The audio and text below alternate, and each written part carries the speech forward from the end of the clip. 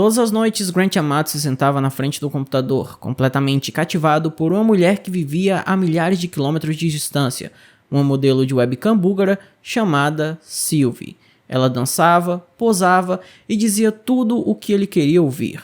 É claro, tudo isso por um bom preço. E Grant pagou milhares de dólares. Quando o dinheiro acabou, ele roubou de sua própria família e, na esperança de manter sua fantasia viva, ele mentiu, até que sua família se cansou e implorou para que ele procurasse ajuda. Eles lhe deram uma escolha: deixar Sylvie ou deixar a casa deles. Porém, Grant não escolheu nenhuma das duas opções. Em vez disso, ele decidiu se livrar de todos. Oi, seus chamados, sejam todos muito bem-vindos ao meu canal. Se você é uma pessoa que é nova por aqui, eu te convido a se inscrever, ativar o sino das notificações e se quiser também eu peço que me siga no meu Instagram, o @chamalzinho.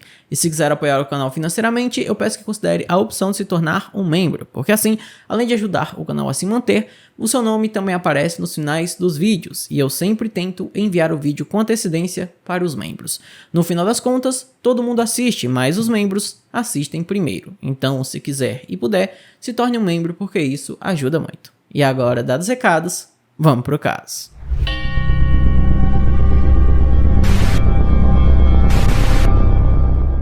Grant Amato morava em Chuluota, na Flórida, com seus pais e um de seus dois irmãos, Cody Amato, o irmão mais próximo dele, que na verdade era o seu melhor amigo. Visto de fora, a família Amato parecia a realização do famoso sonho americano. Chad e Margaret Amato criaram 3 meninos, Jason, Cody e Grant, em uma bela casa em um bairro tranquilo. Eles eram muito unidos. Chad, o pai, era farmacêutico e tinha um profundo amor por computadores e trabalhava duro para proporcionar uma vida confortável para sua família. Margaret era apaixonada por cavalos, principalmente aqueles que estavam abandonados. Ela passava horas nos estábulos tentando reabilitar os animais que ninguém mais se arriscaria a cuidar deles. Ela era paciente e teimosa no melhor sentido. O tipo de pessoa que nunca desiste de nada, nem de ninguém. E haviam os seus filhos. Jason, o mais velho, Cody, o do meio e Grant, o caçula. Ele era inteligente, ambicioso e cheio de potencial. Cody e Grant eram inseparáveis. Eles treinaram juntos no ensino médio, entraram para a equipe de levantamento de peso e desejavam se tornar enfermeiros anestesistas. Eles até planejavam comprar carros iguais e um dia assumir a casa de seus pais quando Chad e Margaret se aposentassem.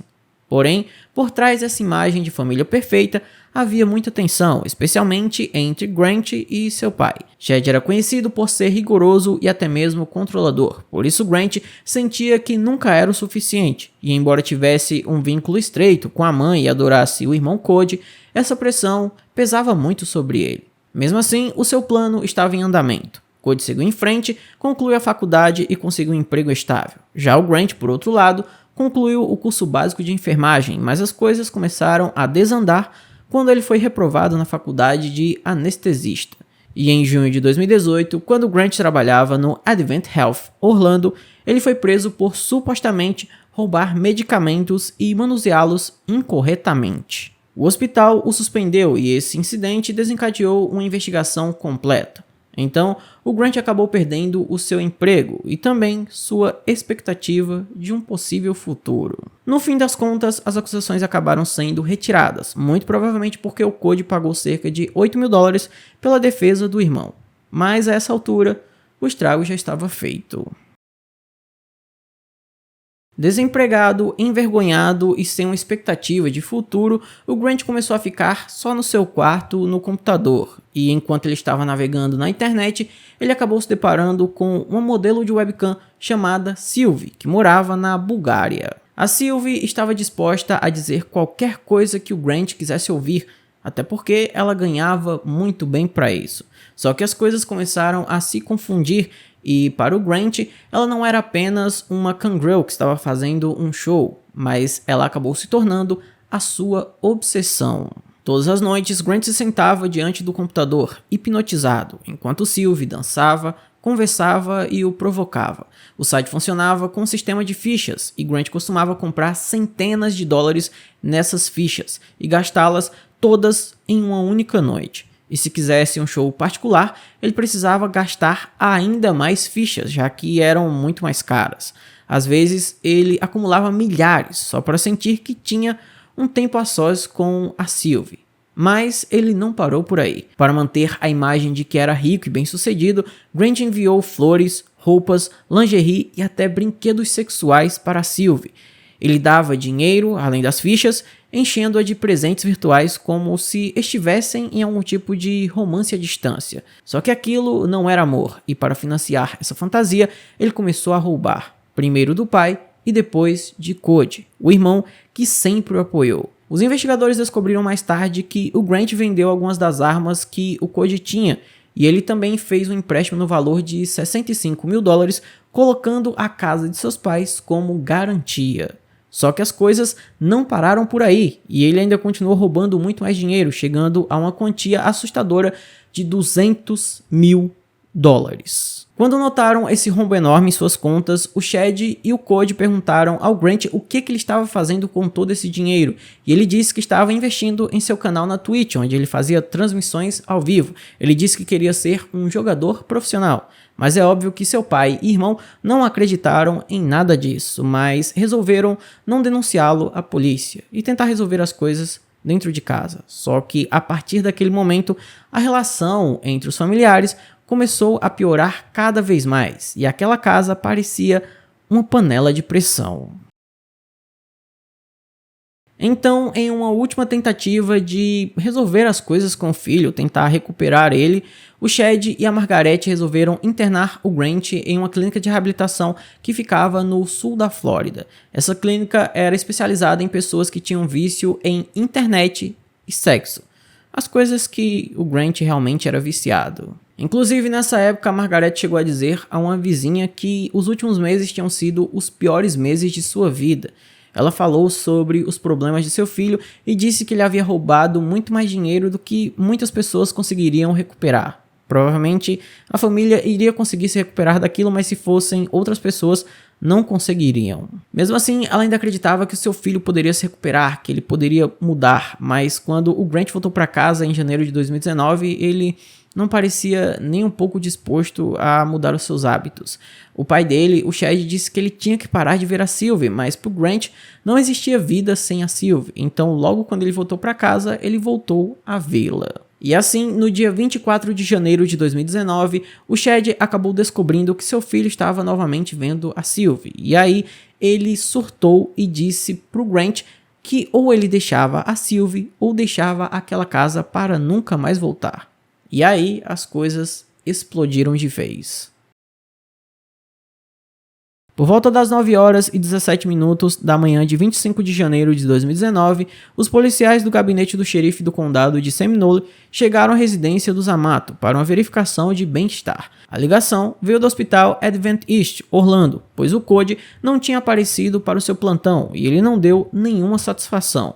Quando a polícia chegou à casa dos Amato, viu 3 veículos, incluindo o de Cody, estacionados do lado de fora. Parecia que havia alguém dentro da casa, mas todas as portas e janelas estavam trancadas. Os policiais bateram, chamaram, gritaram e ninguém atendeu. Eles tentaram todos os números de celular conhecidos da família e nada. Foi então que um dos policiais destrancou a fechadura da porta dos fundos e o que encontraram lá dentro foi puro horror. Deitado na cozinha estava o Chad Amato. Ele havia levado um disparo enquanto estava em pé, perto dos armários, e depois, quando ele caiu no chão, levou um tiro na nuca a queima-roupa. Ele foi claramente executado. Os policiais avançaram mais um pouco na residência e em um pequeno depósito eles encontraram o Cody Amato no chão em posição fetal. Ele havia levado um disparo na cabeça e perto dele tinha uma pistola 9mm. Muito provavelmente a intenção da pessoa que colocou aquela arma ali era fazer parecer que o Cody havia cometido o crime contra os outros membros da família e depois tirado a própria vida, mas a autópsia rapidamente descartou isso, pois o disparo não poderia ter sido auto-infligido. E a última pessoa a ser encontrada pelos policiais foi a Margaret Amato. Ela estava em seu escritório, sentada em sua cadeira, e ela também foi executada com um tiro na cabeça.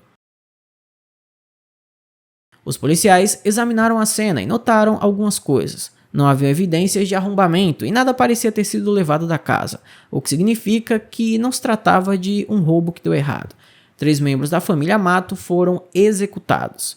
Mais uma pessoa estava desaparecida, Grant Amato. O seu carro Honda não estava em lugar nenhum e ele também não. Um alerta foi emitido imediatamente. Através dos registros de pedágio, as autoridades conseguiram rastrear o carro dele, viajando em direção leste pela rodovia estadual 408. Mas quando os policiais chegaram naquela área, não havia sinal de Grant, e a polícia começou a trabalhar rapidamente para juntar as peças dessa história. Eles contataram as pessoas mais próximas da família, incluindo a namorada do Cody, e o que ela disse os alertou imediatamente. Ela falou o quanto o Grant havia se perdido nos últimos meses. Ele estava roubando da família, chegou a vender armas do Cody e também mentia constantemente. Ela revelou para as autoridades que o Grant havia acabado de retornar de uma clínica de reabilitação para pessoas viciadas em internet e sexo, e também falou algo que era muito assustador. Ela disse que o Cody estava com medo do irmão, e falou também que o Cody disse abertamente que o Grant poderia sim matar os seus pais. E por fim, ela revelou que na noite anterior à descoberta dos corpos, o Cody recebeu uma mensagem do seu pai e ele não quis dizer do que se tratava, mas ele foi até a casa dos pais. E essa foi a última vez que ela falou com ele. Já no dia 26 de janeiro de 2019, apenas um dia após a descoberta na casa dos Amato, um policial do condado de Seminole avistou um veículo familiar estacionado em frente a um hotel. Era um Honda Accord branco, registrado em nome de ninguém mais, ninguém menos que Grant Amato. Eles não precisaram arrombar nenhuma porta ou persegui-lo. Grant saiu do quarto de hotel voluntariamente e calmamente começou a conversar com os policiais.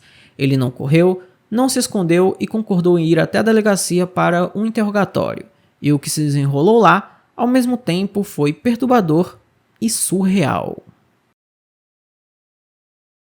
Dentro da sala de interrogatório, o Grant começou a falar. Ele contou aos detetives sobre a noite de 24 de janeiro, que segundo ele foi a última vez que ele viu seus familiares com vida. Segundo Grant, a situação havia se agravado novamente. Seu pai Chad descobriu que ele havia retomado o contato com Sylvie, e o pai dele, que já estava farto, o expulsou de casa. Ele contou que poucas semanas antes havia passado um período em uma clínica de reabilitação para dependência em internet e sexo. Essa internação não havia sido determinada judicialmente. Sua família lhe deu um ultimato: ou ele se tratava ou ia embora.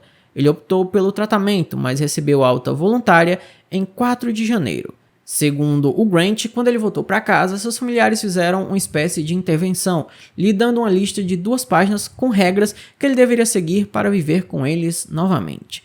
As regras incluíam ele fazer terapia, não falar mais com a Sylvie e tentar encontrar um emprego, mas o Grant quebrou todas essas regras o mais rápido possível.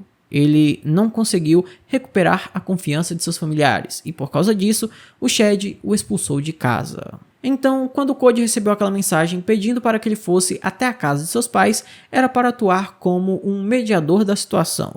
E depois do Cody conversar com o Grant, quem ele considerava o seu melhor amigo, o Grant reuniu algumas coisas e saiu de lá por volta das 21 horas. Segundo ele, esse foi o último contato que teve com os seus familiares. Mas é aí que a história dele começa a desmoronar. Ele disse aos policiais que no dia seguinte, o dia em que os corpos foram descobertos, ele voltou para o bairro para conversar, fazer as pazes com os pais. Porém, no último momento, ele mudou de ideia e não bateu na porta. Quando os detetives perguntaram o que ele tinha visto na casa, ele respondeu que nada parecia fora do normal. Mas então, ele mudou de história, dizendo que viu, sim, as viaturas da polícia na entrada da garagem. Então, os investigadores perguntaram por que ele não fez nada quando viu as viaturas, e ele simplesmente ficou sentado sem dar nenhuma resposta.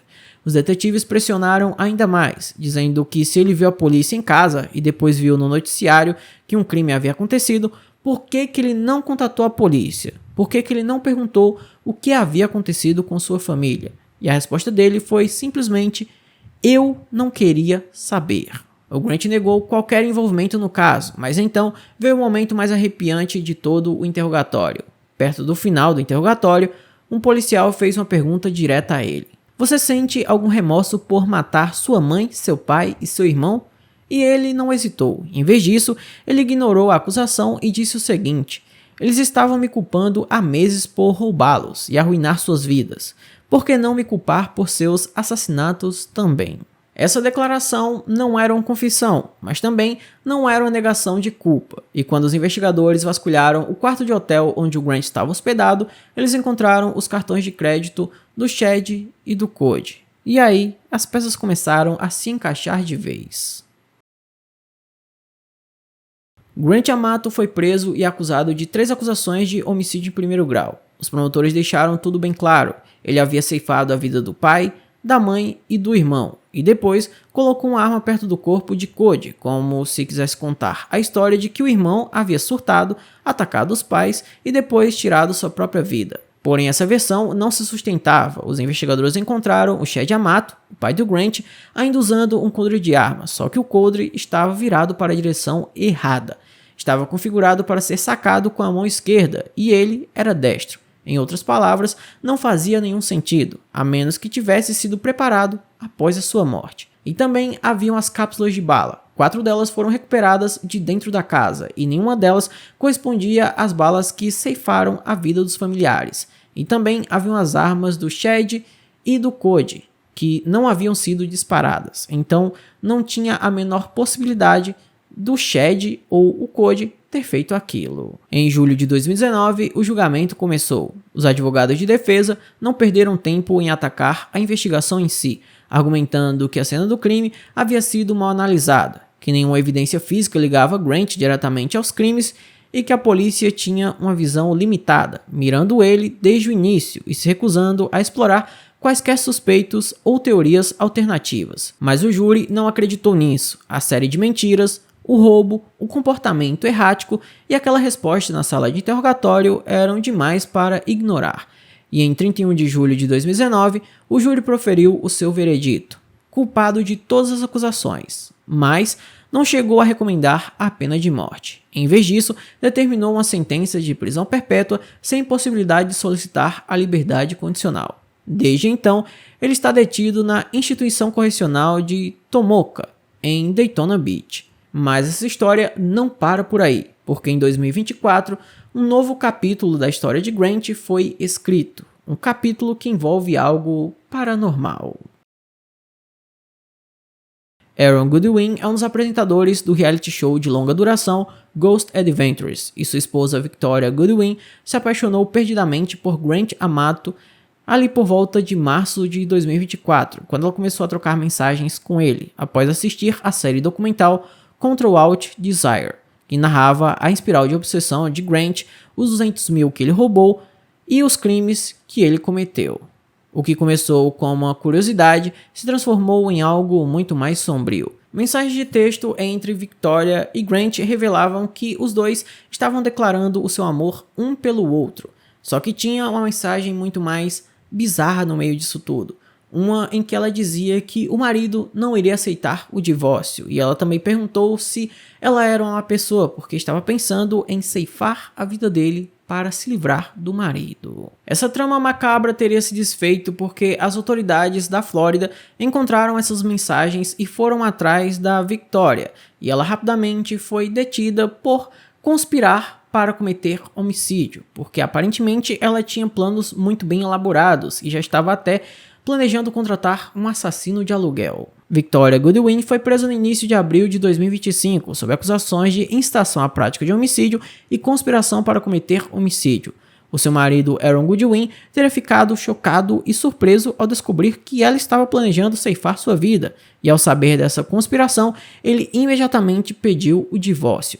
Quando questionada, a Victoria ela não negou ter enviado as mensagens para o Grant porque disse que se sentia muito sozinha e estava tendo problemas conjugais. Só que ela falou que não se lembrava de ter mandado nenhuma mensagem que envolvesse a contratação de um assassino de aluguel. Ela disse que jamais havia pensado nisso. A polícia de Las Vegas não se convenceu e eles acreditavam sim que ela iria ceifar a vida do marido, então eles continuaram com as acusações, e no dia 12 de abril de 2025, a Victoria aceitou um acordo. Ela se declarou culpada de conspiração para cometer homicídio e, devido ao acordo, vai enfrentar uma pena mínima de 2 a 10 anos de prisão, enquanto ao Grant tanto faz como tanto fez, porque ele já vai passar o resto da vida atrás das grades, ele nunca vai ter direito à liberdade condicional, então se ele for acusado de conspiração e pegar mais um tempo de cadeia, não faz muita diferença, porque ele vai morrer atrás das grades. Então, esse foi o vídeo de hoje, eu espero imensamente que vocês tenham gostado da maneira como eu narrei a história. Se você gostou, eu peço que deixe o seu gostei, se inscreva no canal, ative o sino das notificações, me siga no meu Instagram, o @chamalzinho, e não se esqueça de comentar o que você achou desse caso, qual é a sua opinião sobre tudo o que aconteceu. Deixe lá aí nos comentários, porque a sua opinião ela é muito importante. E se quiser apoiar o canal financeiramente, temos várias opções, como o Pix, o Seja Membro, o Valeu Demais e o Apoia-se, tudo vai estar no comentário fixado. Então por hoje é só, eu te espero em um próximo vídeo. Tchau!